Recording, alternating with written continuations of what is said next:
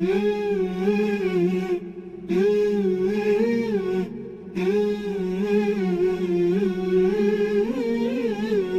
name is Ramakrishna.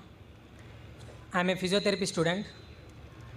My question is, what is the need of Allah to create Adam and Eve and this total universe? What he will get from this? And my second question is, everything is created by someone. So even God must have been created by someone. What is the meaning of Allah? Brothers asked three questions. The first question, why did God create Adam and Eve and what was his reason to create all this world and humankind? Allah subhanahu wa ta'ala created Adam and Eve, may peace be upon them both, so that the humankind could come. They were the great-great-grandparents. Allah says in Surah Hujurat, chapter number 49, verse number 13, Ya ayyuhan nasu inna khalaqnakum min zakrin wa unsa wa ja'alnakum shu'uban wa qaba'ila lita'arafu. Inna akramakum indallahi atqakum. Inna Allah alimun khabir. O humankind, we have created you from a single pair of male and female and have divided you into nations and tribes so that you may recognize each other, not that you may despise each other. And the most honored in the sight of Almighty God is the person who has taqwa. The criteria to judge any human being, it is not wealth, it's not color, it's not caste, it's not creed, it is taqwa, it is God consciousness, it is righteousness, it is piety. So Adam and Eve, peace be upon them both, they were our great-great-grandparents, of yours also and of mine also, all humankind. Therefore, I call you a brother. We are brothers in humanity. Allah says, Ya you are nas, O humankind. And Allah says in Surah Isra, chapter number 17, verse number 70, وَلَقَدْ كَرَّمْنَا بَنِي آدَمَ. Almighty God has honored all the children of Adam, whether they are born in India, USA, UK, born in a Hindu family, or a Muslim family, or a Christian family. Allah says He has honored all the Bani Adam. If you are a human being, Allah has honored you. Whether your name is Zakir, Abdullah, Ramu, Shankar, if you are born as a human being, Allah has honored you. Now coming to the question, why has Almighty God created the human beings? Allah has created the human beings because Allah says this is one of His best creation. All the other creations of Allah subhanahu wa ta'ala, they obey Him. We have the angels. Whatever Almighty God says, the angels obey Him directly. They have no free will. The human being is the creation of Allah subhanahu wa ta'ala, which has a free will. We can either obey Him or disobey Him. So Allah has created such a creation. We are one of His best creation, in the best of forms. But we have a choice of either obeying God or disobeying God. If we obey God, we will go to Jannah, we'll go to Swarg, we'll go to heaven. If we disobey Him, we'll go to hell, we'll go to Nark. So this is a test for the hereafter. Allah says in Surah Mulk, chapter number 67, verse number 2, Allazi khalaqal mauta wal hayata. It is Allah who has created death and life to test which of you is good in deeds. So this life is a test for the hereafter. So Allah has created the human beings, and Allah says in Surah Dhariyat, chapter number 51, verse number 56, وَمَا خَلَقْتُ الْجِنَّ وَالْإِنسَ إِلَّا لِيَعْبُدُونَ. That we have created the jinn and the men not but to worship Him. So we are supposed to worship, obey the commandment of Allah subhanahu wa ta'ala. So this is a different creation of Allah subhanahu wa ta'ala, which has the free will of even going against Allah subhanahu wa ta'ala or obeying Him. All the other things, the stars, the trees, the mountains, the Quran says they do sajda to Allah subhanahu wa ta'ala, they prostrate to Him, they obey Him. We have a free will. Now when Allah has given a free will, with the free will if we obey Him, we become higher than the angels.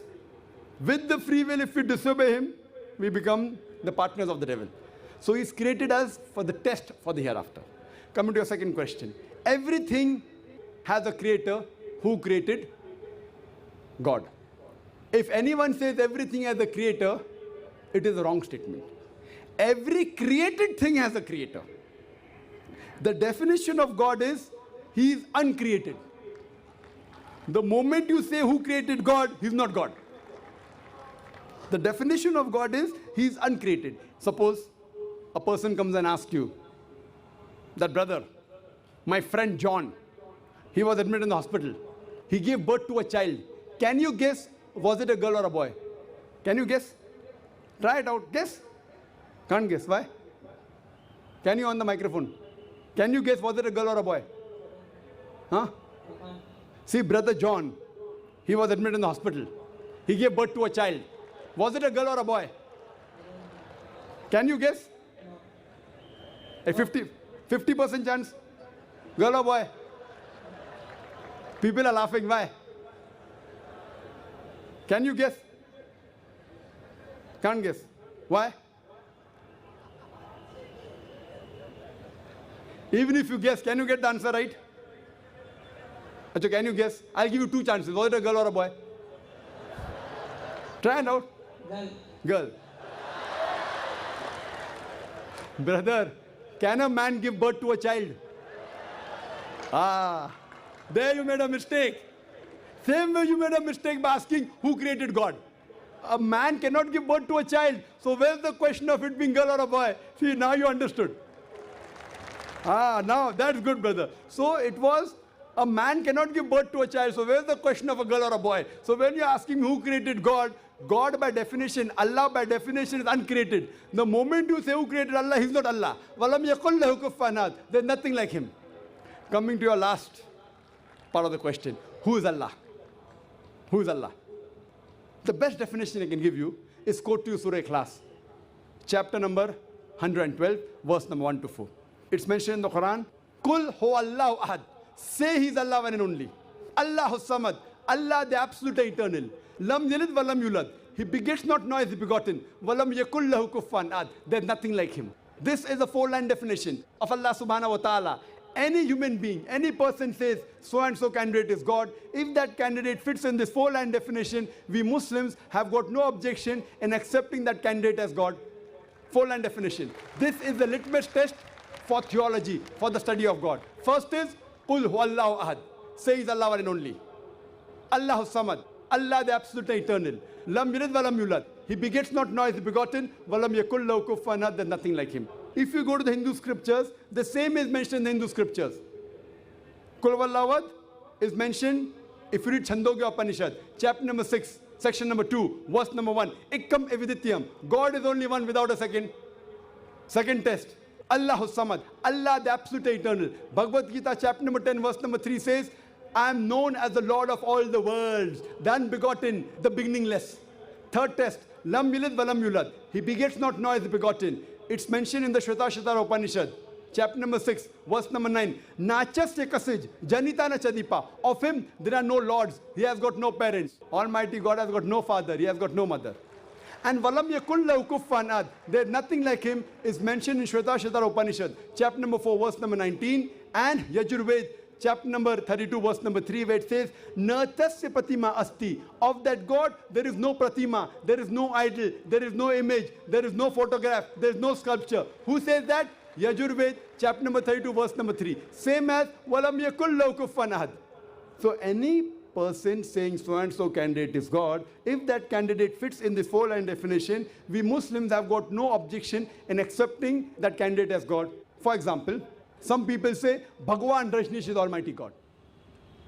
Once during question answer time, a Hindu told me, we don't believe Bhagwan Rajneesh to be God. I never said that the Hindus believe Bhagwan Rajneesh is God. I said some people believe Bhagwan Rajneesh to be God. Let us put this Rajneesh to test. First test is, Kul Huwallahu ahad. Say He's Allah one and only. Was Rajneesh one and only? Was he the only man who claimed divinity? There are hundreds of them. And in this country, we have thousands of men who have claimed divinity. He's not the only one. But Rajneesh Bhaksi said, no, he's unique. Let's go to the next test. Allahu samad. Allah, the absolute eternal. Was Rajneesh absolute eternal? We know from his biography, from his autobiography, he was suffering from asthma, from diabetes, from chronic backache. Imagine Almighty God suffering from asthma, diabetes, chronic backache. Third test. Lam yalid wa lam yulad. He begets not nor is begotten. Bhagwan Rajneesh was born in Madhya Pradesh. He had a father and mother. In 1981, he goes to America, USA, and he takes thousands of Americans for a ride. In the state of Oregon, he starts his center and calls it as Rajneeshpuram, his village. Later on, the American government arrested him and put him behind bar. Rajneesh says, the American government slow poisoned me. Imagine Almighty God being slow poisoned. In 1985, the American government kicked him out of the country. He comes back to India in the same city, Pune, and he goes back to his center, which is now called as Osho Commune. And if you go to the Samadhi of Rajneesh, it is mentioned there on the Samadhi, Bhagwan Rajneesh, Osho, never born, never died, but visited the earth from the 11th of December 1931 to the 19th of January 1990. never born, never died, but visited the earth from the 11th of December 1931 to the 19th of January 1990. They forgot to mention in Samadhi, he was not given visas to 21 countries of the world. Almighty God coming in this world to visit the world and requires visas to go to different countries. And the Archbishop of Greece said, if you don't remove Rajneesh out of this country, we'll burn his house and the house of his disciples. And the last test, Walam yakul lahu kufuwan ahad, is so stringent that no one besides the true Almighty God can pass. The moment you can compare God to anything, he is not God. Walam yakul lahu kufuwan ahad.